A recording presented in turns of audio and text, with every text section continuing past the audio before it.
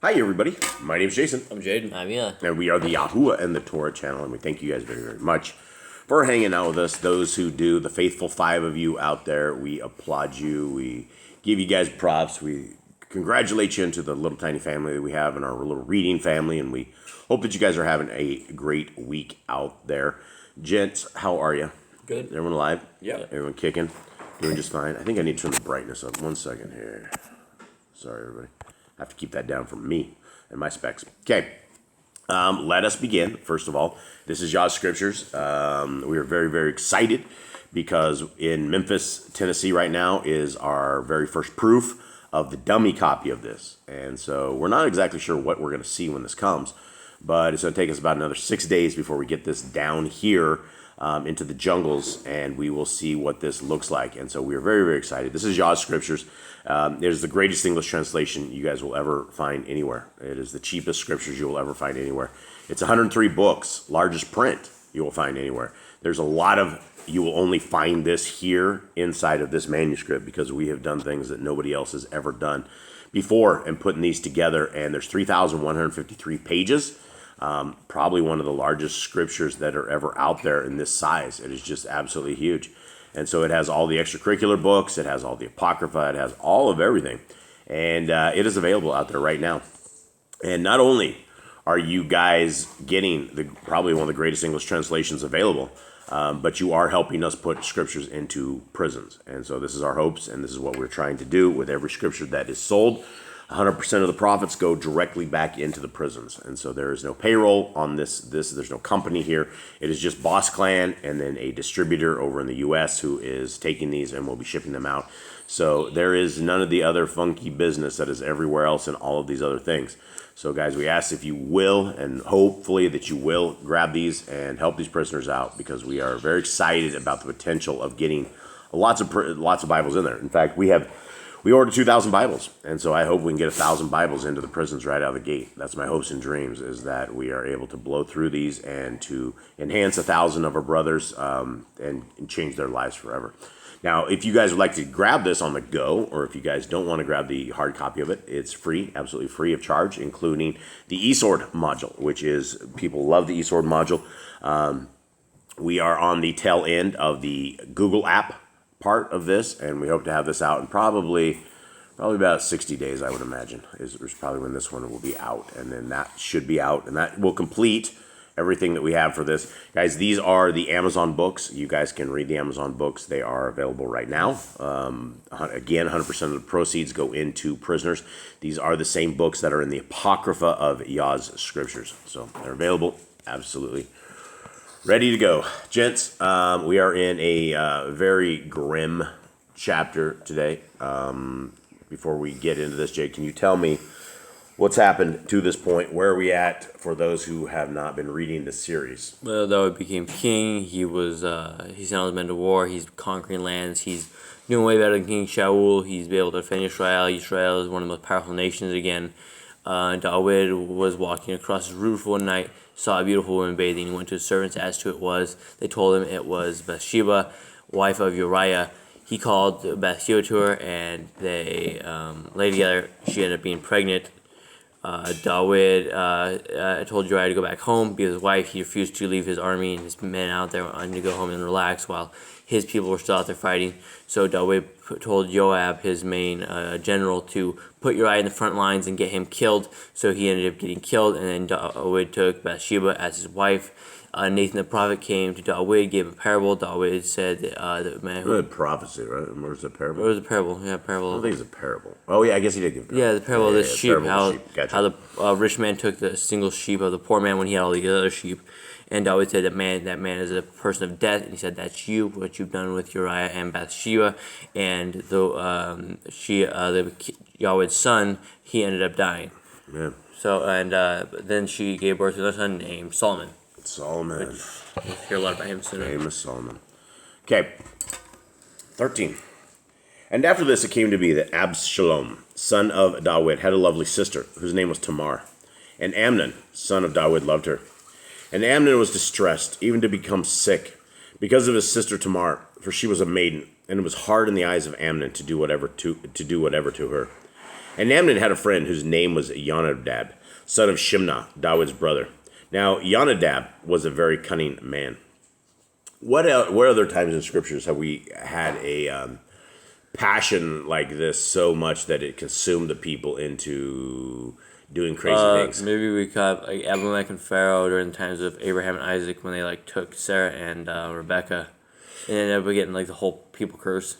I was thinking Joseph, the days of Joseph and that lady in there, that her she wanted Joseph so badly that she would do anything, right? She was lying, she was just doing all sorts of stuff. So there's definitely events in scriptures where people are so consumed by this. We have what's the guy's name? Reuben and his dad's wife. And his onto his dad's couch. Okay. And Amnon had a friend whose name was Yonadab, son of Shimna, David's brother. That one. Yeah, I know. Now, Yonadab was a very cunning man. And he said to him, "Why are you, the sovereign son, becoming thinner day after day? Explain it to me." And Amnon said to him, "I love Tamar, my brother Absalom's sister." And Yonadab said to him, "Lie down in your bed and pretend to be sick. And when your father comes to see you, say to him, 'Please let my sister Tamar come and give me food, and make the food before my eyes so that I see it, and eat it from her hand.'" What do you make of this? I mean, this is a dad. I mean, this is his uncle. Yeah, and I mean, this is what's happening here is he's like trying to tell his dad. He's trying to trick his dad with getting him close to his sister. Yeah. Right? So Amnon lay down and pretended to be sick. And when the sovereign came to see him, Amnon said to the sovereign, "Please let Tamar, my sister, come and make a couple of cakes for me before my eyes, so that I eat from her hand." Now, you think this is a strange request? I mean, yeah, probably. Why we have all these servants, all these professional chefs? Yeah. Why don't you just have them cook for you? Yeah, and so this David is David. Is he? I don't know. Is he just not clear enough in the head to be able to figure out what's happening here or something? I don't know. I mean, his brother set this up against him, so he and his son are pretty much going against him. And David said to Tamar to the house, saying, "Please go to the house of your brother Amnon and make food for him." So Tamar went to her brother Amnon's house while he was lying down. And she took dough and kneaded it and made cakes before his eyes and baked the cakes. And she took the pan and turned them out before him. But he refused to eat. And Amnon said, "Make everyone go away from me." And they all went out from him. And Amnon said to Tamar, "Bring the food into the bedroom that I eat from your hand."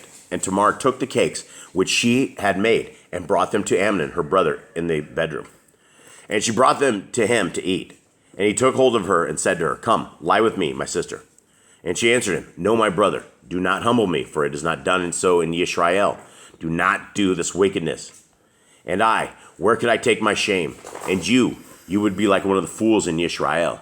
And now, please speak to the sovereign, for he would not withhold me from you." But he would not listen to her voice. And being stronger than she, he humbled her and lay with her. Amnon then exceedingly hated her, so that the hatred with which he hated her was greater than the love with which he had loved her. And Amnon said to her, "Arise, go." Now, this seems pretty quick, right? This seems like the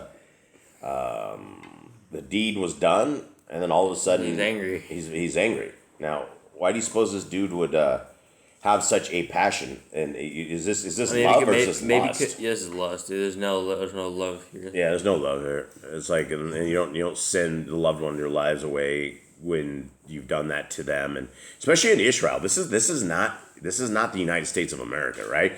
Everybody in the United States of America has their clothes off before they're 14 years old in schools. I kid you not. I grew up in the public schools. I grew up in all this stuff. It is a very sick world that we live in here. But in Yisrael, this is a deed of death. What these two just did, they would have to make do. Now, is this breaking Torah right here? Yeah. What? He defiled her. He should be stoned. Yeah, he should be stoned. Or, based upon rape, what does the Torah command if a man rapes a woman? Which is a very odd command. He has to marry her, but this is different. It's like his sister. Not to marry his sister. Yeah, absolutely. It's not supposed to marry the sister. So, Sister should just be stoned. Should she be stoned or should he be stoned? Should they both be stoned? She cried out. She should have cried out, huh? I think she kind of did. What do you mean she did? I mean, she cried to him. She didn't do anything. He sent everybody away. Is this her fault or is this not her No, fault? I don't see this as her fault. She did what her dad instructed her to do, and then this ended up happening. This ended up happening. I mean, if she didn't scream, if she didn't yell, was this her fault? If she didn't stop this guy?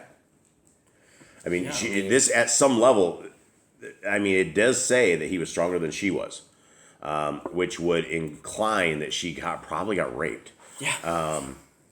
So there's no evil for her? Is that where we're at? Eli? I don't think there's any. I think Would you cast a stone at her or him or both? Both. I wouldn't put it on her. But you'd take him outside the gates and Yeah, kill he's him. definitely gonna kill it. Okay.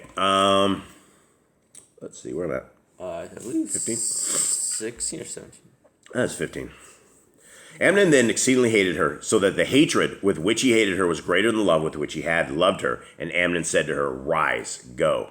And she said to him, "No, for this evil of sending me away is worse than the other you have done to me." But he would not listen to her. And he called his young man serving him and said, "Now put this one out, away from me, and bolt the door behind her." So she just got completely tossed out, right? So this dude put on this act of love for a long, long time, right? Yeah, so is there some other dude in the house? I feel like this dude was a dude in the house too? Who? Which dude? The young man called young man, and he said, "Come put this one out and bolt like." Dude, you are a Son. king's son. Yeah, but he sent everyone out. He sent them out of the room. You still have people. He's not sending everybody out of the house. I like him out of the house. Nah, dude. These houses are not the size of little tiny houses. These things are like massive palaces, more than likely. I don't think you're gonna have a kid of David living in a shack with no rooms. We're talking like a large house. The people are all out in the other rooms and things like this. I guess that'd make more sense. Okay. So anyway, he tossed her out. And she had on a long coat, for the sovereign's maiden daughters wore such garments. And his servant put her out and bolted the door behind her. And Tamar put ashes on her head and tore her long coat that was on her and put her hand on her head and went away crying bitterly. And Absalom, her brother, said to her, "Has Amnon your brother been with you? But now keep silent, my sister. He is your brother. Do not take this matter to heart." So Tamar remained in the house of her brother Absalom, but was ruined. And Sovereign David heard all these reports, and he was very wroth. And he did nothing. Yeah, so let's talk about this. There's He's just angry. He's sitting there angry. Yeah, there's a lot of times when we read things in scriptures and maybe we don't understand them fully, but you have situations like this where David did nothing. As king of Yisrael, somebody who is under the Torah. Obviously, he's going to want to kill his son or get him stoned, but he should banish him from Israel or something. Yeah, I mean, and that's the thing about it's like small towns. It's like when somebody heard about this, everybody heard about it, right? They would have seen the daughter ripping her coat up. She would have had ashes on. She would have been crying on the way home. People would look out there. Why is David's daughter walking through the streets, right? I mean, you wouldn't probably, as a daughter of a king, you probably would have people around you all the time. I think it would be a lot like they do today, is my guess.